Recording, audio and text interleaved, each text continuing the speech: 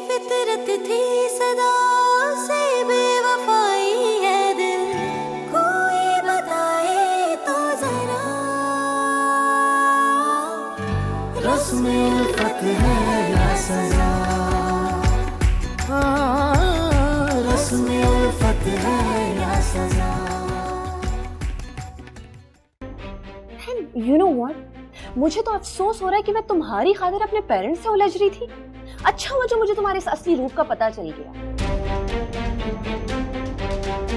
आइंदा के बाद मुझे कॉल करने की कोशिश भी की ना तो मुझसे बुरा कोई भी नहीं होगा। मैं ये ताल्लुक आज से बल्कि अभी से ही खत्म कर रही हूँ। दानियाल की बीमारी का सुन के दिल दहल गया। यकीन ही नहीं हो रहा, मगर उस बच्चे ने अपनी आला ज़र्फी का सबूत दिया। सच से बताओ, तुम इससे ताल्लुक तोड़ चुकी हो या अब भी तुम दोनों का चक्कर चल रहा है? अम्मी आप हर बात में मुझ पर शक क्यों करती हैं? और अगर मैंने इससे ताल्लुक रखना ही होता तो मैं फिर उस दानियाल से शादी के लिए हाँ क्यों कहती? इतनी जल्दी भी क्या है आपको? मैं जल्दी नहीं कर रहा, बर वक्त फैसला कर रहा हूँ। ठीक है, आपका फैसला दुरुस्त है, लेकिन क्या वो इस शादी के लिए रजामंद हो जाएगा? रस्म उल्फत है या सजा, रस्म उल्फत है या सजा।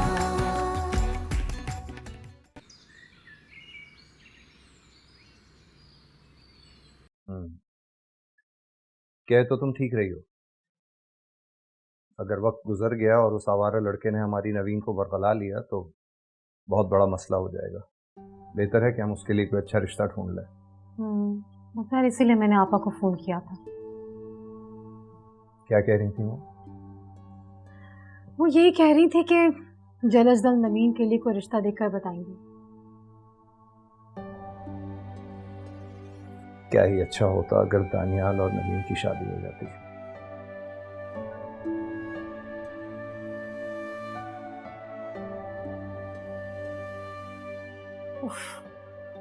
जो मुमकिन न था उसका अफसोस करने का क्या फायदा।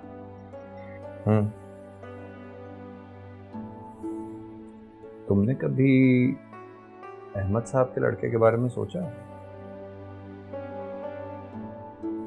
नवीन के लिए बैंकर है, अच्छी नौकरी है, मेहनती है। अहमद साहब कौन? अहमद साहब चार घर छोड़ के नहीं रहते, जिनकी बेटी मिलने आती है अक्सर नवीन से। यार वो लड़का तो मुझे एक आंख नहीं, कहाँ हमारी नवीन और कहाँ वो। अच्छा, तुम्हें पसंद नहीं आया? इतना बुरा लड़का नहीं। बख्तियार अब रहने भी दो, इतना अच्छा भी नहीं है। चलो अगर तुम्हें भाता नहीं है तो रहने देते हैं। लगता है फिर तुम्हारे आपा के रिश्ते का इंतजार करना पड़ेगा जो वो देख रहे हैं। हाँ ना, इसी का इंतजार करते हैं, इंशाल्लाह अच्छा होगा।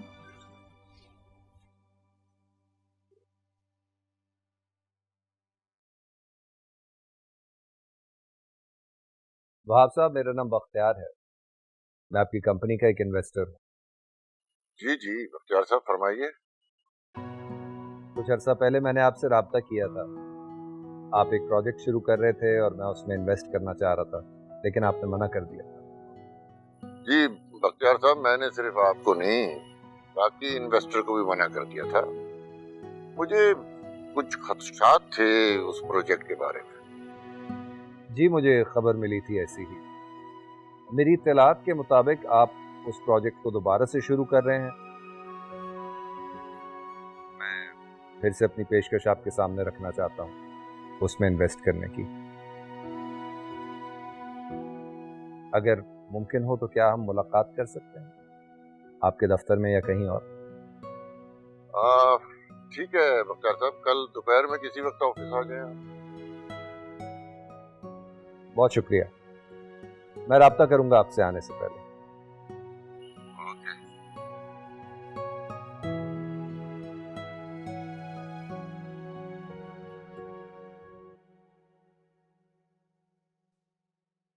अरे इकराम साहब, बहुत बहुत मुबारक हो आपको।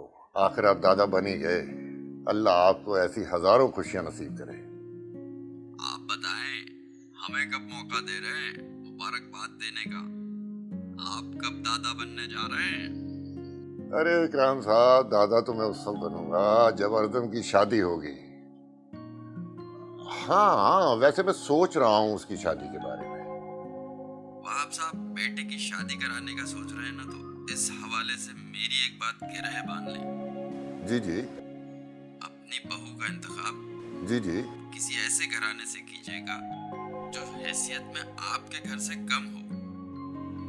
और ये बात मैं अपने तजर्बे की बुनियाद पर कह रहा हूँ, जरा सोचिएगा। ठीक है इकराम साहब, अल्लाह हाफिज।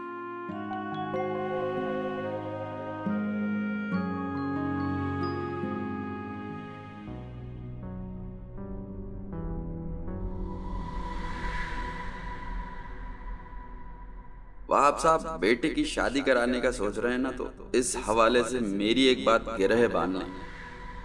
अपनी बहू का इंतखाब किसी ऐसे घराने से कीजिएगा जो हैसियत में आपके घर से कम हो। और ये बात मैं अपने तजर्बे की बुनियाद पर कह रहा हूँ, जरा सोचिएगा।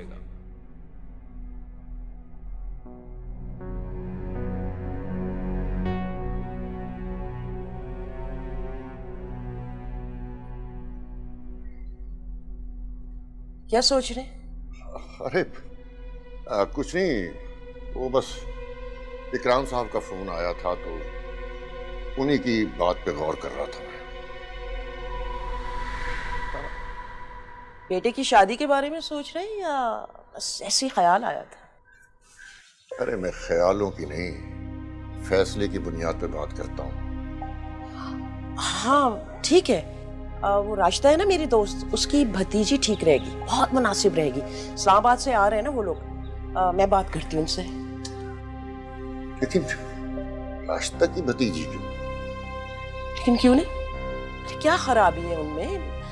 हमारे स्टेटस के हैं, हमारी क्लास के हैं, बहुत अच्छे लोग हैं, और सबसे बड़ी बात यह कि पढ़े लिखे हैं।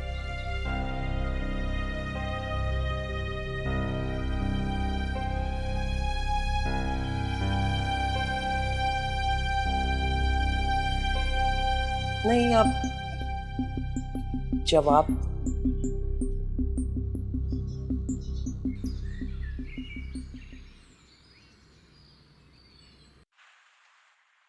अस्सलाम वालेकुम वहाब साहब, कैसे हैं आप?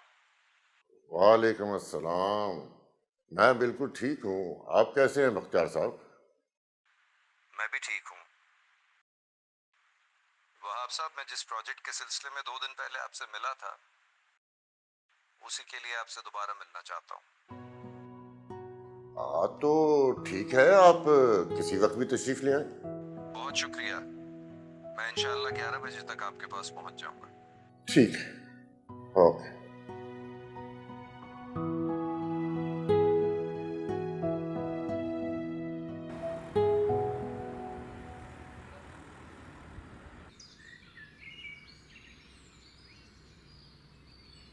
आज मेरी मीटिंग थी वहाब साहब के ऑफिस में। मैंने उन्हें संडे को हमारे यहाँ खाने पे बुलाया है। उन्होंने हामी भर ली। खाने का एहतमाम बहुत अच्छा सा करना।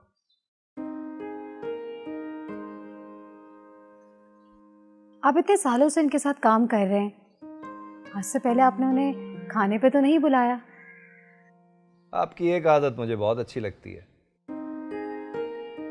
बाल की खाल निकालने की। एक पुराना ताल्लुक है उनके साथ कारोबारी,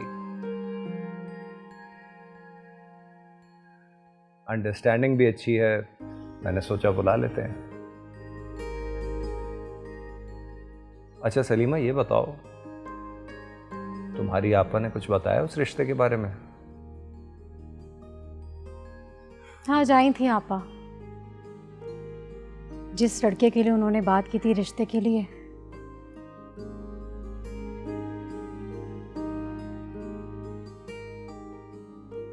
उसका रिश्ता कहीं और तय हो गया है।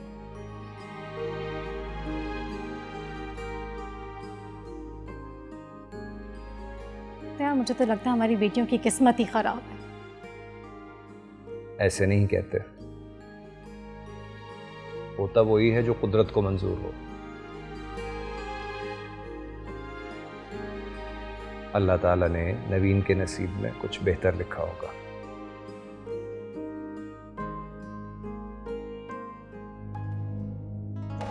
आपने अर्जम का रिश्ता कहीं और सोच के रखा हुआ? फिलहाल तो ये सवाल कबल अज़ वक्त है। हाँ, इस हवाले से जब भी कोई फैसला करूंगा तुम्हें जरूर बताऊंगा। मैं चाहता हूं कि बख्तियार से उसकी बेटी का हाथ मांगो अर्जम के लिए। क्या बात कर रहे हैं आप? अगर नवीन उस घर में चली जाएगी उसके तो नसीब ही जाग जाएंगे। खुली आंखों से ख्वाब देखना छोड़ दो। उसमें उल्फत है या सजा, उसमें उल्फत है या सजा।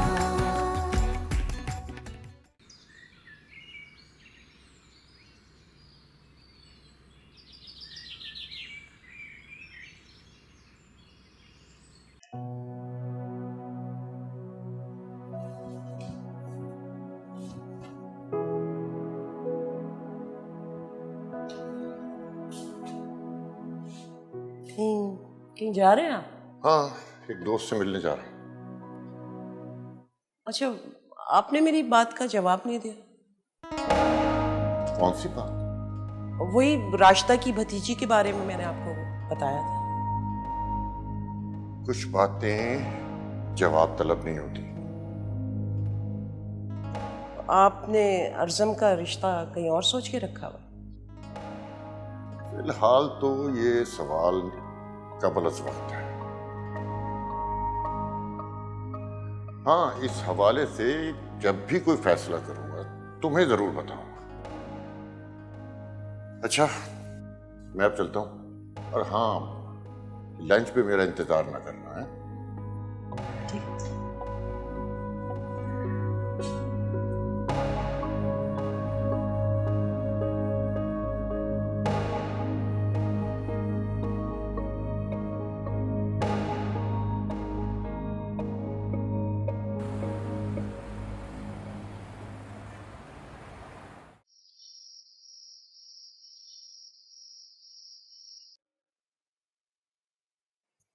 लगता है आज किसी खास दोस्त के पास गए थे आप?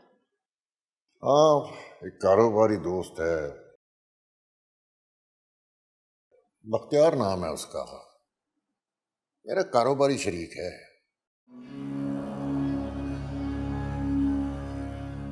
वो अर्जम कहाँ है? वो उसके दोस्त आए थे, उनके साथ ही गए कहीं। साहिबजादे को कभी तौफीक नहीं होती कि वो कभी हमारे पास भी आकर बैठे। नहीं, मेरे पास तो बैठते हैं आकर। अच्छा, तो प्रॉब्लम सिर्फ मुझसे है उसे? नहीं नहीं, प्रॉब्लम नहीं है आपसे, बस आप जरा तलखी से बात करते ना उससे।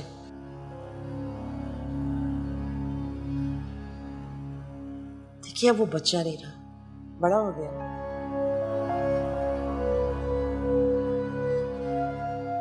उसके गैर जिम्मेदाराना रवैयों को देखकर लगता तो नहीं कि वो बड़ा हो गया। हाँ, तो आप बाप है ना उसके, थोड़ी नरमी से प्यार से बात कर लिया करें, ठीक हो जाएगा। अरे फाखरा बेगम, उस पर कुछ असर नहीं होना, चाहे सख्ती से बात करो चाहे नरमी से बात करो। पता नहीं क्या बनेगा उसमें।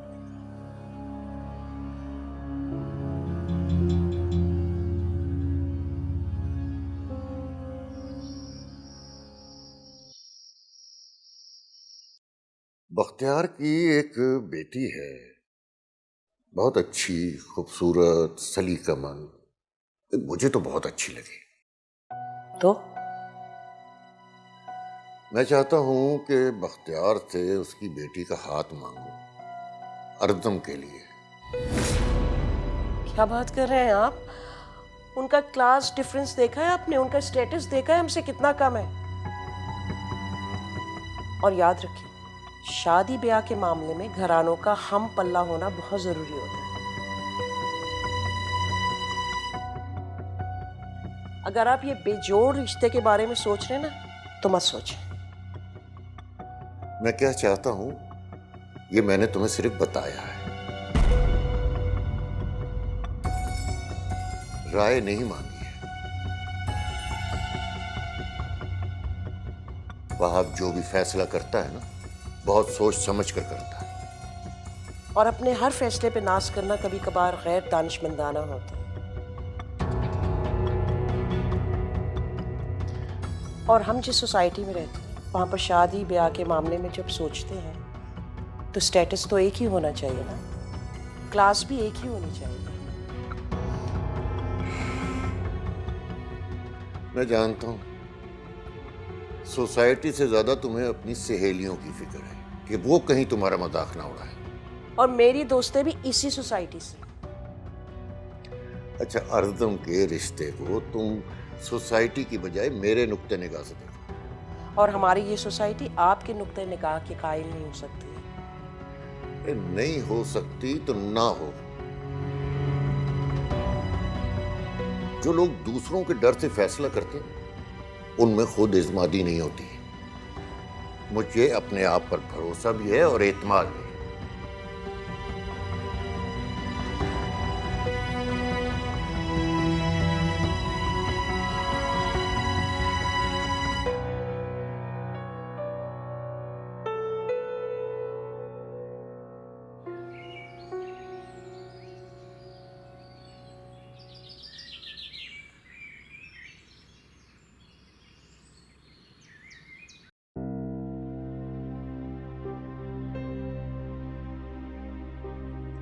मैं क्या चाहता हूं ये मैंने तुम्हें सिर्फ बताया है, राय नहीं मांगी है। वहाब जो भी फैसला करता है ना, बहुत सोच समझ कर करता है।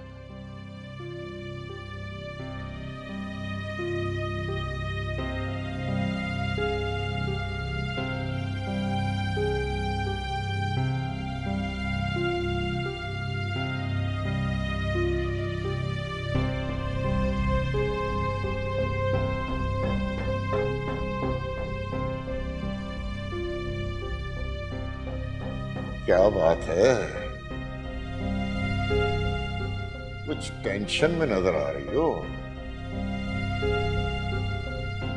कोई प्रॉब्लम है क्या? सब कुछ जानते हुए भी तंज कर रहे हैं। मैं तुम पे तंज नहीं कर रहा हूं। तुम्हारे अंदर जो एक जिद्दी औरत छुपी बैठी है ना, उसकी बेजा जिद पे हंसी आ रही है मुझे। अच्छी तरह से जानते हो जिद कौन कर। अगर तुम समझती हो कि मैं जिद कर रहा हूं तो मेरी जिद मान क्यों नहीं जाती?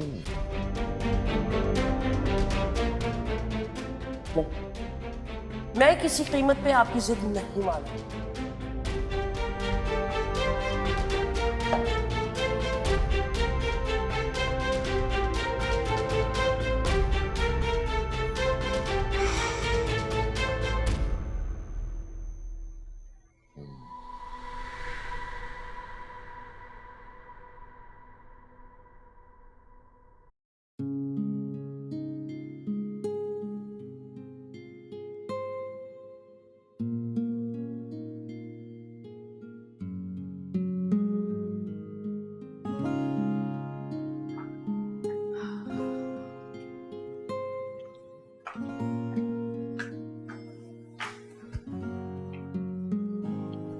बख्तियार, मुझे आपसे जरूरी बात करनी है। कहो। आप पहले फोन से फ्री हो जाएं, फिर कर लूंगी।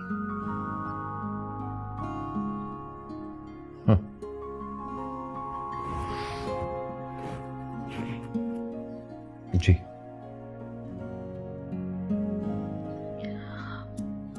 बख्तियार, मैं कह रही थी कि वहाब साहब ना सिर्फ आपके कारोबारी शरीक हैं बल्कि आपके अच्छे दोस्त भी हैं। तो अगर ये दोस्ती रिश्तेदारी में बदल जाए तो कितना अच्छा हो जाएगा ना।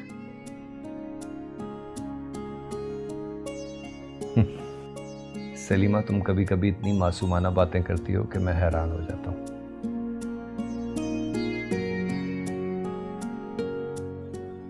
तुम्हें पता है, वहाब साहब का एक नहीं कई कारोबार है, मैं सिर्फ एक में शरीक हूं। ऐसी बात उनसे करना नामुनासिब होगा। मुख्तार, क्यों नामुनासिब है? देखिए, इसमें हमारी बेटी का ही फायदा है ना। अगर नबीन उस घर में चली जाएगी, उसके तो नसीब ही जाग जाएंगे। खुली आंखों से ख्वाब देखना छोड़ दो।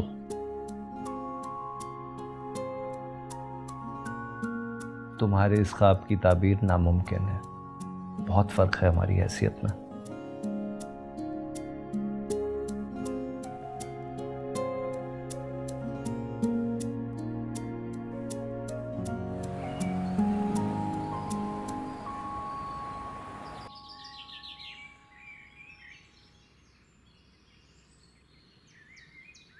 मैं कुछ समझा नहीं वहाब साहब।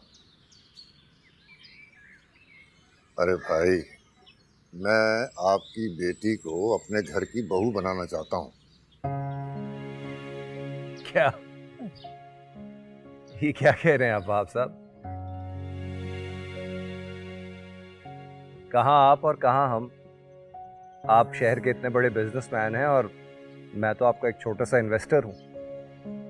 अरे बख्तियार साहब, अगर मैं इतने बड़े कारोबार का मालिक हूँ तो ये तो अल्लाह की देन है। अरे मेरे नजदीक ये ऊंच नीच जात पात से ज्यादा रिश्ते अहमियत रखते हैं। ये आपका बड़ापन है। अरे भाई, आप मेरी तारीफें छोड़ें, ये बताएं कि मैं समझ लूं कि आपकी बेटी मेरी बहू बनेगी।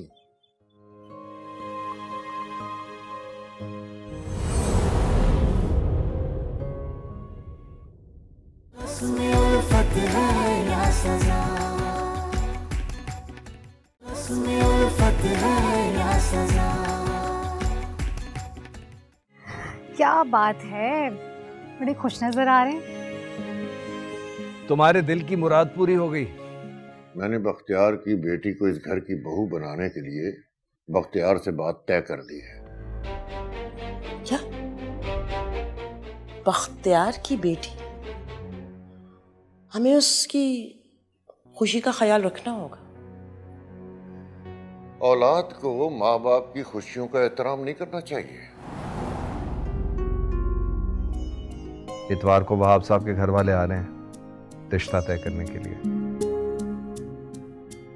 वाकई? मुझे 100% यकीन है कि अगर तुम इस रिश्ते के लिए राजी हो जाओ तो अर्तम भी इस रिश्ते के लिए राजी हो जाएगा। उसमें उल्फत है या सजा।